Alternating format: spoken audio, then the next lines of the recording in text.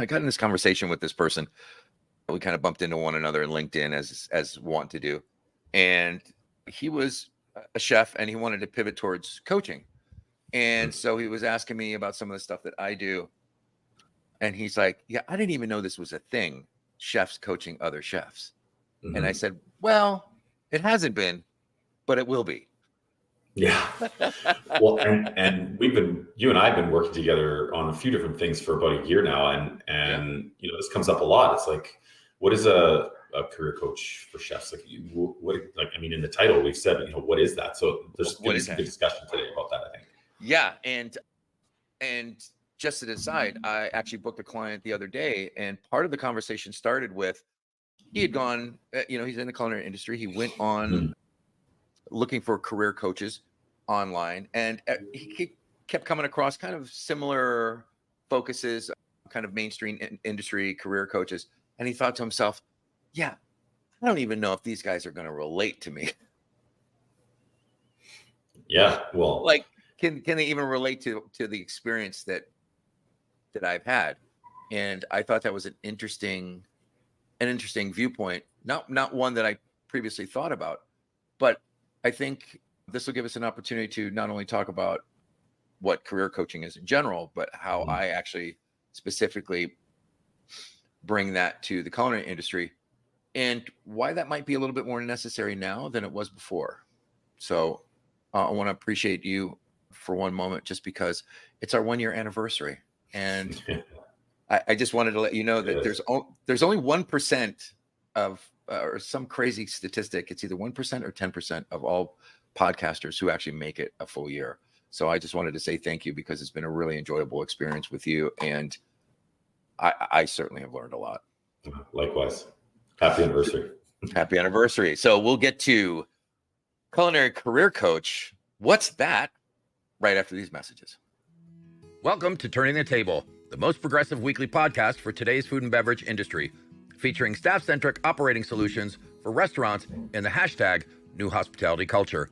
Join Jim Taylor of Benchmark 60 and Adam Lamb as they turn the tables on the prevailing operating assumptions of running a restaurant in favor of innovative solutions to our industry's most persistent challenges. Thanks for joining us. And now, on to the show.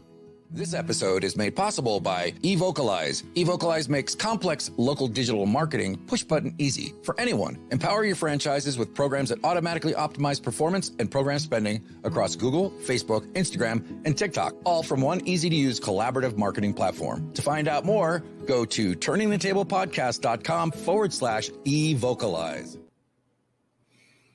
And I guess, maybe the first question would be, Jim, like, why does anybody need a career coach? Well, I think we should spin that around and ask you. I mean, you're a big part of the conversation today is about really, like, let's dig into, why people can benefit from some support. How a little bit about your strategy on this and kind of the results mechanism. But, one of the things that I was thinking about leading into this conversation is that I had a really big wake-up call when I left the sort of operations world of restaurants. Because I thought, this is what the whole industry is like. Every restaurant is the same. We all have the same issues or challenges or whatever it might be. And it wasn't until I started working with, multiple restaurants all over the world, basically, I was like, everybody has a different challenge going on. Sure, there's the big picture ones that are the same, but everybody's got unique market challenges and, these things that you have to try to work through. And maybe you can take this and run with it in a second. But one of the things that I've always found interesting about your career path and now what you do is you've got so much experience in so many markets, in so many environments, in so many types of businesses. There's an insane amount of knowledge there. So I don't know, maybe you could kind of take that and just like, what's the basis of this whole thing? Yeah, and thank you for pointing that out, because sometimes it's easy to forget just how much we know. Or midway through my career, I was asked to do a quorum on the culinary program for the Art Institute, the chain of Art Institutes of America, and their sub-program of culinary arts. And there were about me and about 10 other chefs and other facilitators in the room. and the facilitator started by asking, like, what are the core competencies that you know that come in real handy with business, and what do you think our students should be leaving the program with? Mhm. And in the space of about 50 minutes, she had these yellow stickies all over this wall of stuff that we kind of have gained knowledge in and probably not given enough credit for, even to ourselves. I looked at that wall and I said, wow, like that's a lot. And 15 years old, I started washing dishes at the local restaurant. Yeah. The only reason I started there is because that's where my dad used to like to hang out. He was a college professor, so on his breaks he'd go down there and he'd kind of laugh and joke with the waitresses. And so I think it was kind of a way in which I could be a little bit closer to my father, and not that we were estranged, but I kind of wanted to see him, what he was like outside of the family. Yeah. It turns out he's a pretty charming person, and everybody seemed to enjoy talking to him. And one Friday night, I was walking past the kitchen door with a whole bunch of plates in my arms. They just got done washing, and there were two cooks that worked there, both female. One was a larger woman. Her name was Artelia White. She had a gold tooth in the front of her mouth, and she was always smiling. And she would work the pass. And back then, it was like the stainless steel wheel that used to spin in the window where people would put the tickets up. Mhm. And so she worked that area. And then there was a very thin, severe woman that worked next to her. And as I said, one Friday night, I was walking past the kitchen, and it was in full throw, man. They were really working hard, but yet they had this. The only way I could describe it is this dance that they were doing between one another, almost like a articulated symphony of steam and pans banging, and yet they didn't say anything to one another. They knew each other's moves so well, and that just kind of mesmerized me. And I said, I don't know what the hell that is, but I want to get me some. So I And offered. what market was that in? That was right outside of Chicago on the Indiana side. So Okay. I lived in the Chicagoland region, is how they refer to it, and Mhm. that could stretch as far as almost to Wisconsin and Michigan, both kind of like at the bottom of Lake Mhm. Michigan. And so I recognized that if I wanted to go further in my career, I would need to like kind of get to downtown Chicago some way, but both geographically and skill level. Yeah. So very often I put myself in jobs that, I talked a really good game. And to your point, I lied a lot, about what I was capable of doing. I went to work at a Greek restaurant, and the guy says, "Can you clean beef tenderloins?" And I said, "Oh yeah, sure." And the very first day, I'm standing next to this guy, kind of watching out of the corner of my eye how he was doing it. And I want to tell you, if anybody's ever peeled silver skin off a beef tenderloin, there's an art to it. And I'm afraid the first couple tenderloins I did, there was more meat in the trash than there was on my table. You But butchered it, and not in the right way. I think one of my saving graces in my career has been being endlessly curious about things. So I always want to kind of try to figure things out. I see something and it's always a fascination for me. I love organization. I love systems. I never really had an idea of a type of cuisine that I wanted to create, like Charlie Trotter or anybody else. And the thing that really hooked me early was this idea of community within a restaurant, and everybody's in that kitchen working so hard that it builds relationships really, really quickly, and you really know who to depend on and who not to depend on. Mhm. So by virtue of the fact that I worked really hard and I was dependable, I became kind of someone that people could count on. And I got my very first executive chef job relatively early in my 20s, completely unprepared. Mhm. And by the grace, there was a crusty old guy that was the food and beverage director by the name of Ed Jameson, who used to be a purchaser for the Black Hawk restaurant downtown Chicago. Back in the days when they would actually have to go down to the meat market, and he had a stamp Mhm. and an ink pad, and would go down the lines of these sides of beef, and he'd be checking them out and stamping them for the Black Hawk, and then he'd spend the rest of that afternoon in the office drinking brandy with the guy who was running the warehouse. So Ed took a shine to me, and we both kind of came to this conclusion that even though at first we distrusted one another, we were willing to work together. So I'm here by the grace of several mentors that really saw my greatness before I did, and who really guided me. They allowed me to make a certain amount of mistakes that wouldn't necessarily hurt the guest, but they allowed me to trip and fall because, at that age I was pretty full of myself and I needed some humility. Yeah. So I got taken down probably in my career, probably like 3 or 4 times where, to quote Anthony Bourdain, there's nothing like the restaurant business to pound some humility into. 100%. So before you go any further, growing Yep. up, did you play sports? Yeah, I was a wrestler in high school. As a matter of Okay. fact, at one point, my only dream was to get a college scholarship to Iowa State and wrestle with Dan Grable, who at that time was the United States gold medal champion. Cool. And then something happened that kind of put me on a different trajectory. So Yeah. this need for community, this need for Yeah. a place to belong really mattered to me. Yeah. And then you were in at least one, if not multiple bands, right? Oh yeah. Yep. So, singing in a rock and roll band. As a matter of fact, at the first hotel I ever ran, we put a band together out of people in the kitchen to play the employee Christmas party, and that ended up lasting 15 years. And you can find us on Spotify. The band's name is Naked Ambition. Thank you very much.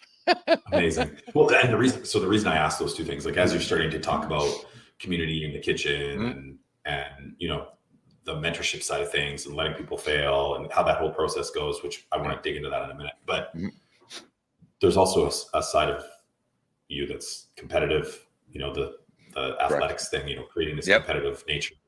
And there's a camaraderie thing that exists there, which I'm sure you sort of found in the music side of the thing. So I always found that your story is really interesting that way. But thank you.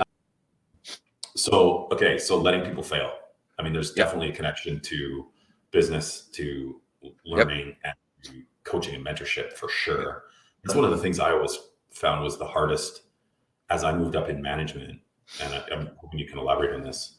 One of the hardest things that I always found was, when do you let someone struggle and potentially almost fail so that they can learn through that, and when do you step in and bail them out, right? There's such a fine line there, right? So anyway, do you have any thoughts on that? I do, and I have a very quick story. And the other point that I wanted to make is, you mentioned those kind of physical and emotional attributes. The other one I would say is creativity. So the reason I ended up in a band is because I found myself being creative in several different ways. Very often people come to the culinary industry and they think, this is my life, this is all I ever want to do. And typically my very first piece of coaching is, that's cool, now get a hobby. Because in order to have a creative outlet outside of work is a very, very powerful thing, because you can get fed emotionally that way. And it doesn't have anything to do with what you do or how you're making a living, and could very often turn into something lucrative as a side hustle. Yeah. And so to your point about that whole delegation thing. So there was a restaurant in Fort Lauderdale that I was running. It was a seafood restaurant on the Intercoastal, did mad numbers. Typical nights were 700 to 1,000. I think New Year's Eve we did 1,200 covers. And 1,200 covers. Yeah. Wow. You start off with a 350 early bird between 6 and 7:30. And that, warms up the room and gets everybody in action. And there was a guy who I hired as my sous chef, Greg Barnhill, who was a really hot. I mean, he had his own restaurant in Fort Collins, Colorado. I was looking at his resume thinking to myself, what the hell is he applying here for? And will he show me up? But I hired him anyway. And so I knew he could cook fabulously, but I didn't necessarily know if he understood systems and expediting. And in that particular location, there was one printer that was on Expo, and every station, which there were 7 stations, had to listen to the expediter. There were no tickets there. So I got really, really good at expediting, and I loved it. It was, such an adrenaline rush for me. So I said, okay, Greg, you're going to do early birds. Okay, cool. And I stood, kind of out of his way to the side, and I watched him, get in the weeds really, really quickly. And the line was about to crash and burn. And that's when I kind of tapped him on the shoulder, said, okay, I want you to step over here and let me just get you out of the weeds here so that I can, so that we can better understand what the process, which is, you're calling the long cook items on all the tickets, and then you're working the first 4. And at that point, you're pulling plates out of the window and building trays and sending the food runners on their way. And he got to be very, very, very good. So in that case, I wanted him to get in the jam, get in the juice, so that he understood that there was a little bit more to it than what he thought it was. And there might have been a little humility about it, but I would not allow the guest to suffer and like let the line Of course. crash, because at that point, that exercise is terrible. Now, I've come away from many, many experiences understanding that really the best thing, if you're coaching and mentoring. So real quick to finish, I always thought it was leading people, getting a group of people who may speak 3 different languages from 5 different countries, and communicating in a way that each one of them understand, but we're basically going over the hill, telling them what it is to do. Coaching and mentoring is completely different, in which you're actually allowing them this opportunity to not only attune to their guidance, but also to like let them make their own mistakes in a way that would drive home the lesson even deeper. The famous trope is, telling your kid, don't stick your finger in the light socket, don't stick your finger in the light socket. And then the kid sticks his finger in the light socket, because very often knowledge unearned represents no value. That's why, a lot of people sign up for a lot of free programs and then never do them, right? They'll sit on their computer hard drive. They won't do it because it doesn't represent any value to them. Hence, got some skin in the game. You got it right there. So it took me a good long time to recognize that within the culinary industry, it could not be about the me. It had to be about the we. As a matter of fact, Greg was standing next to me as I cooked a staff meal for everybody. And I'm kind of standing there proud of myself. Look at what I did. Look, like everybody's so happy. And he turned to me, he said, if you think that cooking them a meal would stop them from gutting you like a fish had they had the chance, you're completely wrong. I'm like, what? Like, because no amount of food is going to make up for, basically the abuse and the hard, it wasn't abuse, but it was just a very, very hard operation to run. So I was hard on all the people. And for a long time for me, it was about the mission as opposed to the people. And since that opportunity came to make my mistakes and to learn, I recognized that it's got to be about the people before the mission, because if not, then I'm on the line by myself, and I can't run 7 stations by myself. So sorry, finish your thought there. It was kind of, it's by necessity in order to be successful to invest in your people. And 20 years later, Greg hired me as his sous chef at one of the oldest resorts in the United States, the Omni Homestead in the western part of Virginia. And I hadn't been a sous chef for 30 years. And I was actually out of the industry for a while. I was going to take a different path. And just like the old mob thing, I thought I was out, and then they pulled me back in. So I was separate from my partner who would go on to become my wife. But, she was down in Florida. I was in Virginia. I'm like, I don't understand why I'm here. Like, I just don't get it. Like this just, and she says, well, why don't you just be where you're at and have what you have? Why don't you just be there completely? I'll come up and visit. You can come down and visit. But, this whole splitting yourself emotionally is not going to do anything for anybody. And so I took her advice, and I recognized that I had this superpower, which was basically running around this resort, having 1,000 conversations a day, just checking in with people, developing these deep relationships, creating a community within our particular department, which at peak was 150, 160 associates, a large portion of that made up by J1 and H2B visas. And so there'd be like a clique or a group coming from the Philippines or India. And very often, they would take over as the crew in a particular outlet. And that meant not only that I had to like ramp myself up culturally in order to motivate and teach them, but also to give them an opportunity again to kind of like, oh, you think you got this? Cool. I'm just going to stand over here while you try to get this done. So this idea of building community from within, building really specifically good communication skills, relationship building has been a large portion of my success. And I also recognize it's not anything that's taught in culinary schools. And, if you're in the insurance business, and you're going to manage a team, you might have 6 months to a year training before you're even allowed to manage that team.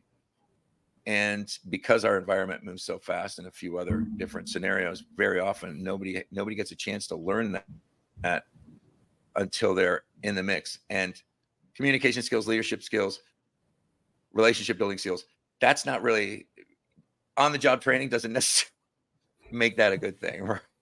Yeah. Hard to build So those skills while you're cutting fish. totally. And there's a big difference between, I think, management and mentorship and coaching, right? Yeah. So, I think one of the things that I'm curious about, and maybe you could talk a little bit about, is, you obviously had a really interesting and exciting path up through your management career, right? And learning some lessons and some skills along the way. Yeah. So, but let's fast forward to now. Yep.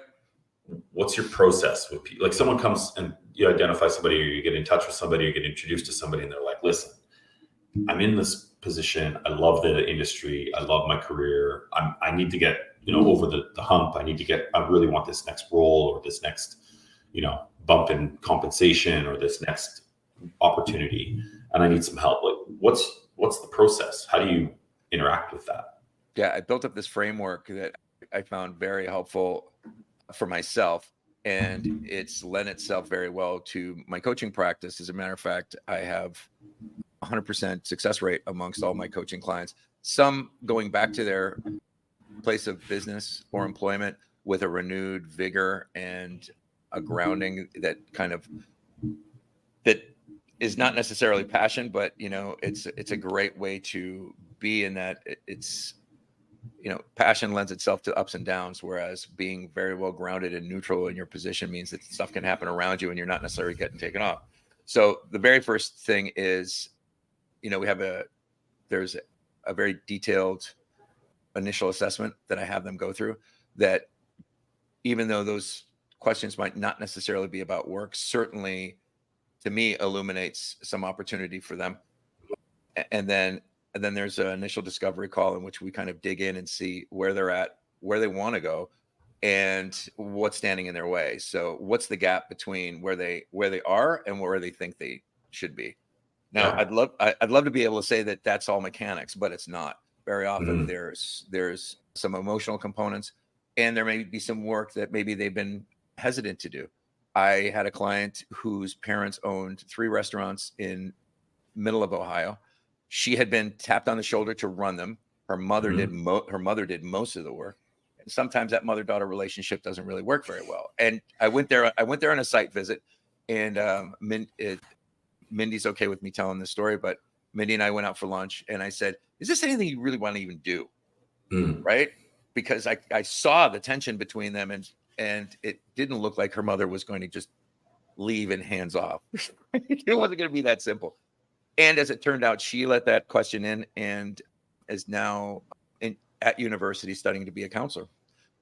And she wants to counsel people in the hospitality industry because of what her experience was like. It can be fairly traumatic to be in this industry if you're not prepared for it, and you carry that trauma with you from job to job to job.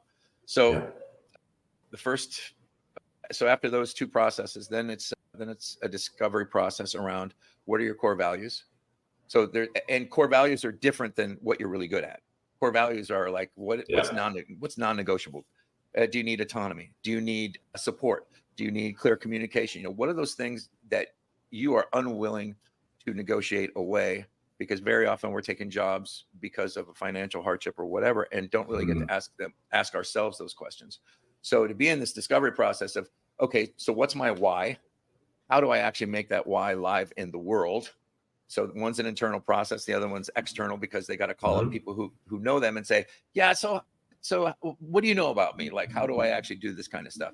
And that's always a great aha, because very often they're unaware of the way that they're showing up to other people. And it could be in complete congruence with that, and sometimes not. But since the pandemic, and since 6 million people got out of the industry, and now I think we're back to about 4 million have returned back. I really understood that this was an opportunity for them to choose consciously. Like, do you really want to be in this industry? Right. There's nothing wrong with taking a job outside of the industry. And Chef Paul Sorgel, during an interview I did for Chef Life Radio, said, if they're not happy, leave. Just leave. Just get out of the industry.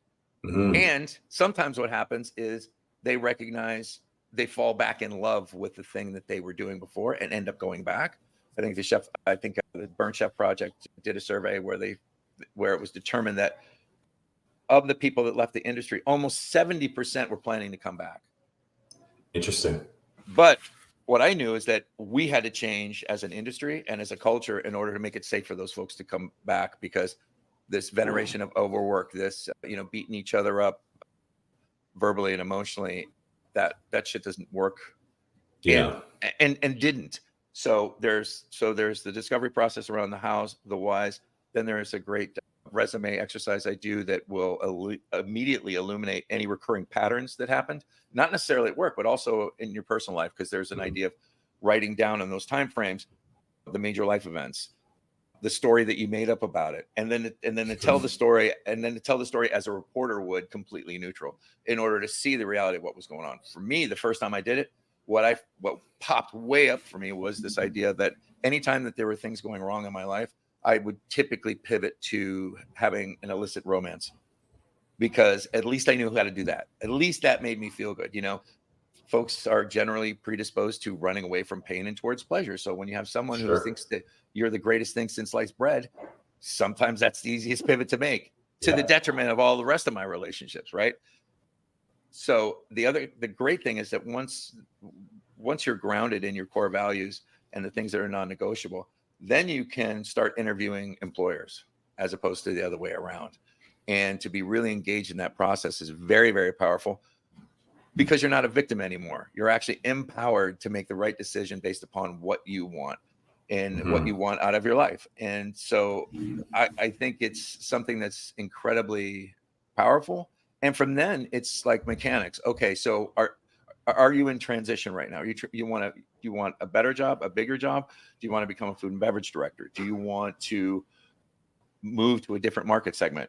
You've been in restaurants, now you want to be in hotels. All these particular skill sets are at the core the same, but they're slightly different. And so then it becomes interview prep, resume work. It's whatever needs to happen in order to get them so well prepared that when they're in the interview, not only do they not falter, but they feel completely secure. So one of the things is, with one of my clients, he kept trying to figure out what the employer wanted to hear. And I said, and so we role played this. And every time he would stumble on his words, I'm like, that's because you're trying to figure out the answer that I want. Yeah. So what would it look like if you actually knew cold what that answer was, regardless of what they want to hear? Because then you're being completely congruent. You know in your heart exactly what that is, and you come across as being confident, well-read. There's also a couple books that I like to give folks during the coaching process, depending where they are in their management principles. One is Radical Candor by Kim Scott, and the other one is by our friend Kelly Featheringham, Maximizing Team Performance, the ABCs of Leadership, which is assumptions, boundaries, and communication. Those three things. Great book. We've had around the show several times, but every time it's kind of like hits me in my heart in such a way that, like, those two books combined provide the playbook for managing and leading people in our post-COVID hospitality 2.0 reality. So how long do you typically spend with people? Like how much time is this? Yeah. So this process, how long does this take? It's pretty detailed. It's very detailed. There's a bunch of worksheets. So I have someone who I'm onboarding right now. So that foundational session is about 90 minutes. The second session is 60 minutes. Typically those are within a week. If someone's on a 5-week program, they want to crash course, then it's 60 minutes every time. And I'll also do 3 months, 6 months, and a year. And those work a little bit differently, where there's 2 45-minute calls. There's homework between each one. There's stuff that they get to do to not only stabilize their immediate situation, but lay the groundwork for where they want to go. I had a client who knew that he needed to learn more, period. He wanted to learn more about himself. It wasn't necessarily about the job, but it was about him. And that was an incredibly rewarding experience for me, because it's not just me telling people what to do. Again, if I'm going to coach and mentor and teach them how to coach and mentor by example and model mature professionalism, which is ultimately what this is about, then good morning. Someone's shouting out from Facebook. Good morning, chef. Good morning. Thanks for joining us. It's an opportunity for those folks to grow in an exponential manner. So yeah, we can do it quickly, but really the process between 3 months, 6 months, and a year are individualized as to where they're going. Right. I have a guy who I'm very close with, who worked with me at the Omni Homestead, and then 8 years later said, "Yeah, I think I need some coaching." Okay, buddy. Yeah. Couldn't be happier. Couldn't be happier. And sometimes that might mean that the relationships change at home. That might mean that the relationships change at work. Mhm. But the worst thing is to walk into this situation and be uncoachable, think you have all the answers, and not be willing to go where that leads. Yeah, Right. for sure. I want the best job I've ever had, but I don't want to have to stop drinking and do it. Well, and having been with you, Jim, over the last year, it's also helped inform me in my process and how I coach people based upon how you were in the hospitality industry. Mhm. And I got to say thank you for that, because, it's been an enriching and rewarding experience for me to be able to kind of frame my own work in such a way that not only does it make sense to me, but it makes sense to others, because I don't want anything to be a mystery about this. I want to be completely upfront, honest with everybody. And, it's for chefs and hospitality professionals who want to enjoy their career without sacrificing their life. And that's not everybody. There's a lot of folks that are still committed to this sacrifice for my passion idea. And that works until it doesn't, until your personal relationships are crashing or your health. The other part of this is there's always going to be a part of my coaching that is about creating a practice of self-nurture and self-care. Mhm. For me, nothing in my life ever changed until I was ready to let go of my bullshit story. I'm not going to listen to my own bullshit anymore. I'm going to ask for help, because Einstein once said, you can't solve a problem with the same mind that created it. So very often we need an outside perspective. I had someone do an audit of Chef Life Radio just the other day, and they had 3 specific points that they told me, and it blew me away, because in the back of my mind, I knew it. Right? Your call to action. What's your call to action? Why are you talking about memberships if you do coaching? I'm like, yeah, I know. Right? So it's a sneaky process, because theoretically, I'm not telling them anything that they don't already know or don't have the access to learn. Yeah. And very often that remembering is so powerful that they're like, oh yeah, I knew that. Yeah. So the people that you spend time with, chefs, hospitality pros, whatever their role might be, is there I guess 2-part question? Is there a common thing that they're looking for? Well, and the second part of the question would be, what's the common feedback when they're done? Sure.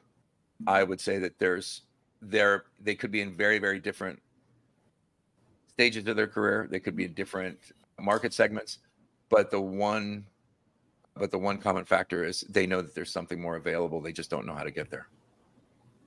And that's where I get to come in. The feedback that I've gotten, I just celebrated with someone the other day because they just got the job of their dreams and they didn't even know that they wanted it. And I said, well, how are you? And she said, I haven't been this good in years. So amazing. To feel on purpose, in the right place, with the right team members and the right, to have support in your career. Like, there's nothing better than having a food and beverage director or a general manager who gets you and wants to support you, because then, like me, I'm liable to do just about anything in order to, keep that relationship solid and moving forward.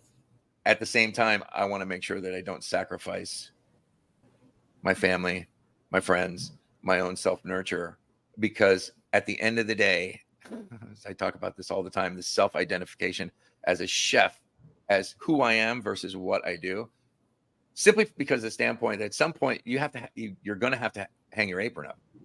It's a physically intense, emotionally draining, intellectually stimulating career. And yet there's going to be a moment where you're going to have to walk away and pick something else, whether that's a different market segment like healthcare, or turn to teaching because you want to give back. But at some point you get to hang up your apron and you can't be aligned with that anymore. So if you're, then who are you? Are you still a chef? Are you a former chef? I mean, like, and and Identity is a big part of it. right. And if you're counting on that in order to get your emotional gratification, then that ends too. And then what happens then? The statistics for in the United States for men who die after retirement, like within years of retirement, is staggering. It's not so much for the feminine, but for men, it seems like if I need a sense of purpose in order to get up every morning. And so if you don't have that in your life, or you think that you're going to golf your day away or go fishing, there's only so much fish. Fishermen would probably disagree with me, but geez, how many days can you go fishing? Every single one. Yeah. Yeah. So what's the way, like, kind of just getting back to the process thing again, if we went and asked 50 people that have worked, what would they say about the sort of, how would they describe, this is what it was like when we were finished? Where am I? Like, is there a sort of a common theme? Yeah. And again, I just want to kind of reference Chef Holly in that, she was unclear that safety was important to her. She had got unceremoniously dumped at a resort after putting in 9 years without necessarily even any feedback from anybody. They just put her on leave pending investigation, whatever the hell that means, because a new company had taken it over and wanted to put in there and install their people, like many do. But for her, this idea of emotional safety was so powerful. And yet she recognized that that was the thing that she could give to others that would matter the most. Very often, those things that we didn't get enough of as we were growing up, instead of us clinging to that, like we really, really need it, that should be an immediate giveaway that's actually our gift to give to others, which I know is kind of a heady concept, but very often it's like, I knew that, but I didn't really know how deep that went. And working with you, like, again, to come back to this point, what I really want is for you, Chef, or for you, Jim, or anybody, to have their own connection to their own guidance, because that, and to be able to trust that, like that gut feeling, like the situation is not working, and yet you still sit there and grind and make some terrible sacrifices. So to be able to be reconnected to your own guidance, so that your own guru, so that from now on you're your own best advocate, that's a powerful thing. Yeah, for sure. And so, we've talked a lot about your career, how you've kind of gone through this process of learning and changing, and the Einstein quote is genius, obviously. Einstein. And a little bit about kind of like, okay, here's where people are at when they start, here's where people are at, through the process. I mean, there's so much value in this type of support for people, especially in the restaurant industry, I think, because I was one of these people, but so often on the job training is what it actually means is like, here's the keys, you're in charge. We changed your title on the schedule, so away you go. Right. And those people are left to really kind of, in a lot of cases, struggle their way through trying to learn a lot of these skills. So, I think what you're doing is great for the industry, and there's a lot of need for it. Thanks. I mean, I actually had to leave the industry in order to learn some of these things. I had to leave the industry to take a actual coaching course to learn how to coach people. Again, telling people what to do is, can be qualified as leadership, or at the very least management. But in order to be a great leader, you have to be invested in someone else's welfare and someone else's growth. And that's not necessarily always apparent. So for me, it's a legacy project to give back to the industry. It's Chef Life Coaching. It's not Adam Lamb, the Chef Life Coach, because I am looking for others to partner with. So not only we can grow the brand, but we can also grow the availability of this type of coaching to more people, because they might not think they need it now, that they can kind of struggle along, that they know what's best. And sometimes that's true, and sometimes it's not true. Again, to have an outside perspective and say, so you don't think this is causing you a problem when you're in the middle of talking about getting divorced with your wife, or whatever that conversation is really, really powerful. So underneath that umbrella of leadership, the three pillars are relationship building, communication skills, and community building. And with those three skill sets, any chef can become a magnet for folks who want to learn in the industry, become the preferred employer on their block, as long as they're in congruence with, you know, the core values of the place that they work at. And if not, to have the understanding that the skill sets that we build up, that wall with all those yellow stickies, are transferable to any industry. And there's a lot of industries out there that need the type of, you know, program management, leadership, mentorship that we learn in our industry, that a lot of us take for granted. Like, what do you mean? Well, dude, it's just, you know, the product's the product, whether it's a plate of chicken or an ebook or a building, you know, it's all the same. And it's just, so what's our process to get there? Amazing. So as you and I have been doing this now for a year, we try to always make sure that there's some takeaways for people, right? Yep. So I know that you've probably got a few things prepared here, but sure. If I'm a hospitality professional, a chef, an up and coming, you know, whatever it might be, a future rock star in the industry, what are three things? Like, what do you recommend that people consider around this concept? So the very first thing I would say is, if nothing else, make sure that you get the two books, Radical Candor by Kim Scott and Maximizing Team Performance, the ABCs of Leadership by Kelly Featheringham. Those are two really great places to start. I'm not advocating that you go out and get a coach, although depending on where you want to be, I have a coach. I know you have a coach. Some people have several different coaches. And again, I've got a few actually. Yeah.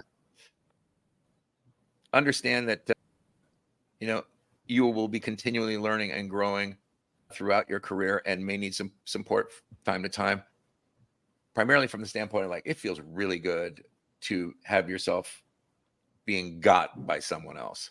Right? That's not aligned with your work, and that's not aligned with your relationships, right? You could go home and have that, or go to work and have that, but how do you actually know where the where the true is until you get someone from the outside go, like, man, you're right. You're right on the path, man.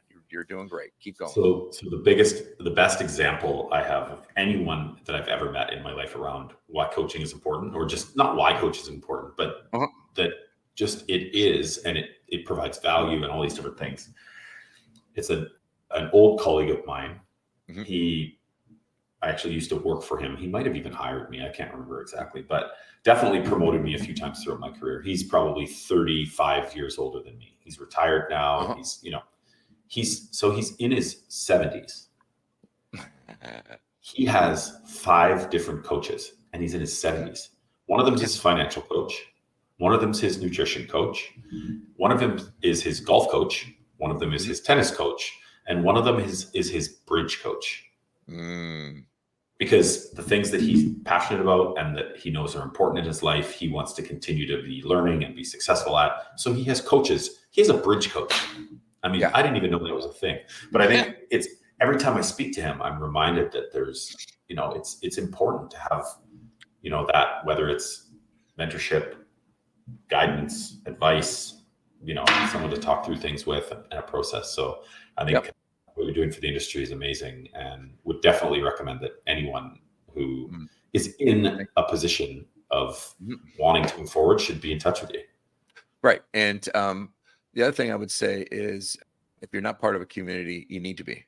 And I'm not necessarily talking about a Facebook group with, you know, shitty waitress memes. I'm talking about being in a committed community of like-minded individuals, not only so you can see yourself reflected, but you can also be in contribution to others, whether that's the ACF or, I mean, there's plenty of professional organizations that you can be a part of. You can come join the Chef Life Brigade at cheflifecoaching.com/brigade. That's the only online community not associated with a social media platform of like-minded individuals within the industry. Again, we're not about carping and bitching about what is. We want to know about what's possible and how we're going to move forward. Amazing. So is that the best way for people to get a hold of you? They can get a hold of me several ways. They can get a hold of me through LinkedIn, Facebook. I have pretty good presence in. You can go to cheflifecoaching.com, or you can go to Chef Life radio.com, which is the podcast that I do that's in support of that particular thing. DM me, message me. You can call me at 828-407-3359. If you are currently in distress and you need some immediate help, I can point you in the direction of some great assets. And you don't necessarily have to be in a dire emotional state to want to improve. It could be just part of your process. And again, you're looking for someone to kind of reflect back to you. So thanks for giving me this time to talk about what I do and how it serves not only the professionals within it, but also the industry as well. Jim, thank you. Well, it's been a pleasure. And I think there's lots of key takeaways there. So thanks so much, Adam. And it's been a pleasure spending time with you on this podcast over the last year or two. So congrats to that. I couldn't agree more, man. And I can't wait till next week. I'll see you soon. Thanks for joining us on this episode of Turning the Table with me, Adam Lamb, and Jim Taylor. We're on a mission to change the food and beverage industry for the better by focusing on staff mental health, physical and emotional well-being, by proactively measuring and managing staff workloads. Join other hospitality professionals co-creating the hashtag New Hospitality Culture by subscribing to our weekly newsletter at www.turningthetablepodcast.com/news. In every edition, you'll find innovative solutions ready to test and validate in your operation this weekend. Plus, listen to exclusive bonus content just for you. Connect with us on LinkedIn, Facebook, and Instagram at Turning the Table Podcast. If you found value in this episode, please consider leaving us a review on Apple Podcasts or on Spotify. Give us a star rating. It helps other hospitality professionals just like you find the show. Or better yet, grab the show link and share it with a friend or colleague who you want to see succeed. Thanks for stepping in and speaking out for an industry, craft, and fraternity that serves us all. Remember, retention is the new cool, y'all. This podcast was written, directed, and produced by me, Adam Lamb, and Jim Taylor. Turning the Table is a production of Realignment Media.